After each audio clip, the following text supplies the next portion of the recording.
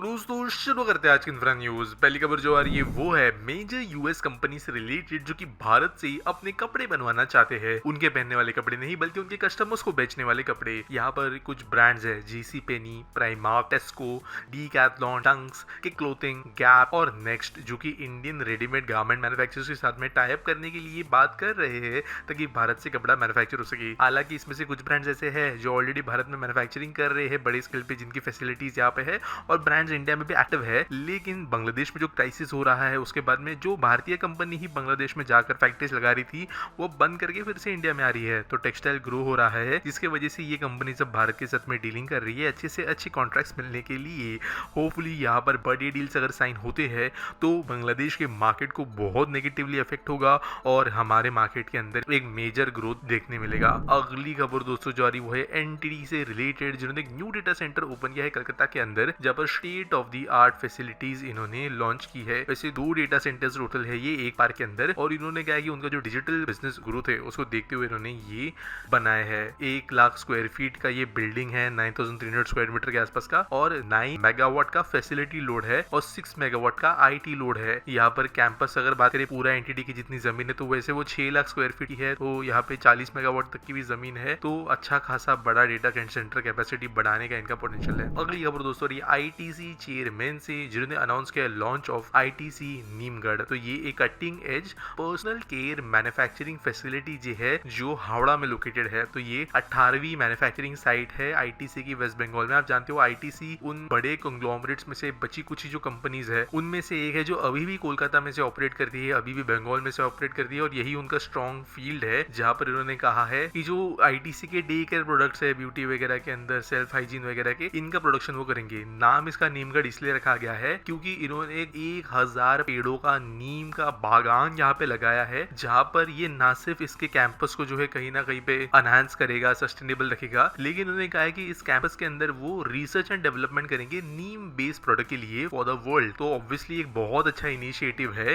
Hopefully यहाँ पे कुछ ऐसे प्रोडक्ट्स आएंगे, और नीम जैसे कुछ प्रोडक्ट्स अभी दुनिया भर के अंदर हर जगह फेमस हो गए हैं ब्यूटी प्रोडक्ट्स में डालने के लिए, वैसे जो है इंडियन प्रोडक्ट्स भी जो है जिसके अंदर नीम है, सैंडल वगैरह है, ये चीजें बढ़ेगी। अगली खबर दोस्तों जा रही है वो real estate developer Merlin group से रिलेटेड, जिन्होंने कहा है कि उन्होंने फॉर्म किया है exclusive partnership agreement with fashion media giant fashion TV या FTV to launch an 800 crore luxury residential project in Kolkata. तो दोस्तों पूरे दुनिया में कुछ समय पहले और इंडिया में रिसेंटली ब्रांडेड डेवलपमेंट्स के नाम से प्रोजेक्ट बन रहे हैं, जैसे कि कुछ जगहों पे रिट्स कार्ल्टन के साथ में पार्टनरशिप है, कुछ जगह के साथ में अरमानी में पार्टनरशिप है, मुंबई दिल्ली के अंदर मेजरली देखा गया है। काइंड ऑफ अब बोल सकते हो ट्रम्प से ये शुरू हुआ था, लेकिन जो दूसरे ब्रांड है hospitality, high and fashion, in fact Portia वगैरह के भी ब्रांडेड हाउसेस वगैरह मिलते हैं। तो इसी तरीके से अभी फैशन टीवी के साथ में इन्होंने कोलैबोरेट किया है 11 रेसिडेंशियल टावर्स बनाने के लिए, जिनमें 880 अपार्टमेंट्स होंगे और 8 एकड़ के लैंड पार्सल में ये फैले होंगे। 5 और 6 एडिशनल टावर्स बाद में प्लान किए जा सकते हैं, इतने इनके पास में पार्सल बचा होगा लैंड का।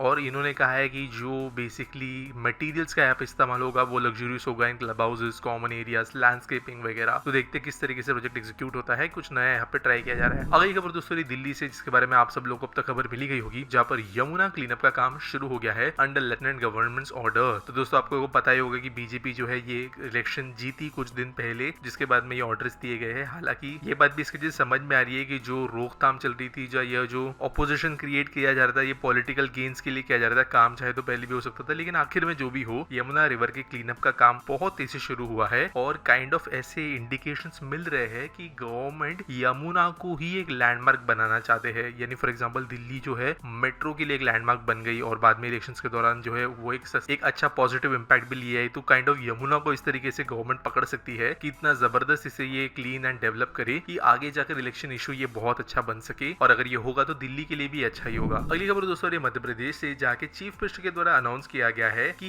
जो उनका स्टेट है वो एक global centre for industrial investment and strategic innovation है, जिसको देखते हुए वो आने वाला जो ग्लोबल इन्वेस्टर समिट GIS 2025 है उसको भोपाल में रखवाएंगे। तो फरवरी 24, 2025 से ये समिट 2 दिन के लिए शुरू होगा, जब पहली बार MP में ये होस्ट किया जाएगा, प्राइम मिनिस्टर वगैरह भी होंगे, और पॉलिसी ड्रिवन इन्वेस्टमेंट समिट के होगा, जहाँ पर 20 से ज्यादा policy holders and sectors and की प्लेयर्स जो है यहाँ पर आने वाले हैं। अगली खबर दोस्तों जो आ रही है वो है जापान से, जहाँ पर जापानीज कंपनीज आए कर रही है टू इंडिया एज चाइना+1 स्ट्रेटेजी इन्वेस्टमेंट प्लेस। अब कई सारे ऐसे कंपनीज है ना जो बहुत ज्यादा चाइना पे डिपेंडेंट है। कल को अगर चाइना एप्पल की मैन्युफैक्चरिंग खत्म कर देती है, उनके देश के अंदर कुछ बैन बिन लगा देती है, तो यूएस के अंदर शेयर प्लाट जो है एप्पल की इतनी वैल्यू वाली वो धड़ाधड़ गिर जाएगी, जिसके बाद में जो है पूरे के पूरे यूएस इकोनॉमी को जो है एक छोटे डिसीजन से चाइना कंट्रोल कर सकता है। पैंडेमिक के दौरान सब लोगों ने ये चीजें ऑब्जर्व की, जिसके बाद में इंडिया प्लस वन स्ट्रेटेजी बनी थी, जिसके कारण कई कंपनीज चाइना से बेस हटाकर जो है कहीं ना कहीं दूसरे देश में भी उतना बढ़ा रहे थे। इंडिया उनमें से प्राइमरी एग्जाम्पल था, लेकिन जो बाद में गवर्नमेंट चेंज हुई उसके दौरान काफी ज्यादा बदलाव देखने मिले। लेकिन अब जो है ट्रम्प मोदी मीट के बाद में जो है बातें हुई है, उसको देखते हुए चाइना प्लस वन स्ट्रेटेजी के अंदर दूसरी कंट्रीज भी काफी ज्यादा अग्रसर होते हुए नजर आ रही है। जापान इनमें से एक है, और जापान के पास में अभी भी कुछ मैन्युफैक्चरिंग जायंट्स है, Toyota, Olympus, Fuji film, Panasonic वगैरह, तो ये भी चाइना प्लस वन स्ट्रेटेजी के अंदर भारत में अब दूसरा बेस बनाने का सोच रहे हैं। अगली खबर दोस्तों जो आ रही है वेस्ट बंगाल की बागडोरा एयरपोर्ट से रिलेटेड, जहां पर एक न्यू टर्मिनल बनाया जाएगा जो कि ओपन हो सकता है मार्च 2027 तक। पहला फेज जो होने वाला है न्यू टर्मिनल का वो तकरीबन 70,400 स्क्वायर मीटर्स का होगा, और सेकंड फेज में और 50,000 square meters of space add किया जाएगा। Airport director of Airport Authority of India ने ये बात कही, और इसके लिए 1560 करोड़ रुपए वो खर्च करेंगे,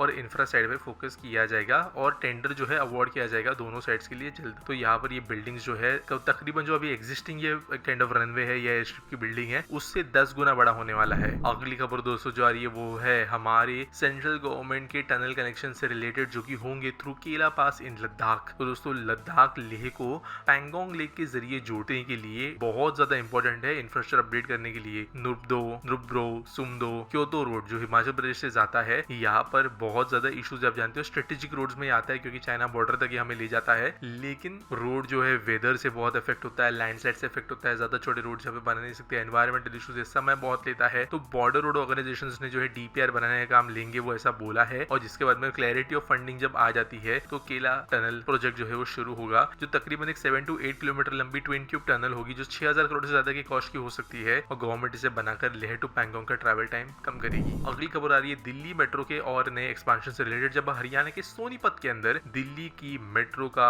रीच जो है वो फाइनल स्टेजेस तक पहुंच रहा है। तो fourth phase of Delhi metro ये होगा, जो कि 2028 तक कंप्लीट किया जाएगा, और यहाँ पर सोनीपत के अंदर 2 स्टेशन होंगे, कुंडली और नथुपुर, जो कि ऑब्वियसली थाउजेंड्स ऑफ पैसेंजर्स को मदद करेंगे। लेकिन अगर एक बात बड़ी करे तो एक सोनीपत जो मेट्रो कॉरिडोर बनेगा 26.5 किलोमीटर का, ये 21 स्टेशन को ऐड करेगा, और ये स्टार्ट होगा रिथला से, जहां पर जो मैंने 2 स्टेशन कहे वो तो होंगे, लेकिन इसके बाद Rohini sector 25, Rohini sector 26, Rohini sector 21, Rohini sector 32, 36, 35, 34, ये सब के बाद में Bawana industrial area sector 3, 4, Bawana industrial area sector 1, और ऐसे होते होते ये लास्ट में नरेला सेक्टर 5, कुंडली और नथुपुर स्टेशन तक पहुंचेंगे। आज के आसपटी सवाल के बारे में बात करें तो परमानेंट ड्राइंग पूछते हैं, does government is implementing AFC gates in newly developed railway station under Amrit Bharat station redevelopment scheme. तो देखो यार, AFC गेट्स या ऑटोमेटिक फेयर कलेक्शन गेट्स जो है ना, वो 1-2 स्टेशन पे इंप्लीमेंट करके पूरे सिस्टम का कभी कोई मतलब नहीं बनता है। AFC गेट्स जो है ना, वो पूरे के पूरे रेलवेज में अगर उनका ही इस्तेमाल करें तो एक साथ डिप्लॉय करने पड़ेंगे, या फिर अगर कुछ स्टेशन पे डिप्लॉय होते तो बाकी बचे कुछ स्टेशन पे मैनुअल चेकिंग के लिए कुछ ना कुछ सिस्टम्स बनाने पड़ेंगे जब तक गेट इंस्टॉल नहीं हो जाते। At the same time back and technology जो है वो बहुत बड़े लेवल पे बनानी पड़ेगी। ये भी बात समझना जरूरी है कि मेट्रो एक पर्टिकुलर लाइन पे ही आगे पीछे दौड़ती है या लूप में दौड़ती है। रेलवेज जो है वो रूट चेंज करती है, कभी कभी शॉर्ट टर्मिनेट हो जाती है, कभी टाइम पे पहुंचती है, कभी टाइम पे नहीं पहुंचती है। अलग अलग क्लासेस ऑफ फेयर्स होता है, हर कोई जो है एक ही कीमत की टिकट नहीं निकालता। ये सब मल्टीपल लेवल्स ऑफ चेकिंग होती है एक पर्टिकुलर टिकट के अंदर, जिसकी वजह से AFC गेट्स जो है नॉर्मल स्टेशन पे लगवाना बहुत ज्यादा मुश्किल है, और इसकी वजह से AFC गेट्स मुझे नहीं लगता जल्दी आएगी। AFC गेट्स एक kind of first layer of ticket checking जरूर बन सकता है, जहां पर आपके पास में टिकट है तो आप अंदर जा रहे हो, बाहर है तो उसमें बेसिक चीजें जैसे डेट, वो वही स्टेशन का टिकट है जहां पे से एंट्री आप ले रहे हो, वो सब चीजें चेक हो सकती है। एग्जिट के टाइम पे सिर्फ डेट वगैरह बराबर है, ये सब चीजें चेक हो सकती है। लेकिन मुझे नहीं लगता है point A two point B, उसके बाद में कौन से क्लास से यात्री ने प्रवास किया है, ये चीजें चेक करते हुए AFC गेट्स मुझे नहीं लगता कभी बन पाएंगे। उसके लिए फिर से टिकट मैनुअल चेकर्स लगेंगे, लेकिन विदाउट टिकट जो है AFC गेट जो है बिल्कुल भी लोगों को अंदर घुसने नहीं देंगे। तो यहाँ पर न्यू डेवलप स्टेशन हो अमृत भारत के अंतर्गत या ओल्ड स्टेशन हो, कहीं पर भी अभी गवर्नमेंट जो है AFC गेट्स पे काम नहीं कर रही है। थोड़ा बहुत जो एक्सपेरिमेंट किया था वो जो है कहीं पर नहीं पहुंच पाया, और प्रोबेबली इन फ्यूचर भी जो है टिकट चेकिंग मैन्युअली जो TTs के द्वारा की जाती है वही चलते हुए हमें नजर आएगी। उम्मीद करता हूँ आपको सवाल का जवाब मिल गया होगा। अगर आपके पास कोई सवाल है आप कमेंट सेक्शन में मुझे पूछ सकते हो। कोई न्यूज सबमिट करने के लिए है तो आपको डिस्क्रिप्शन में लिंक मिल जाएगी। मिलेंगे अगले वीडियो में।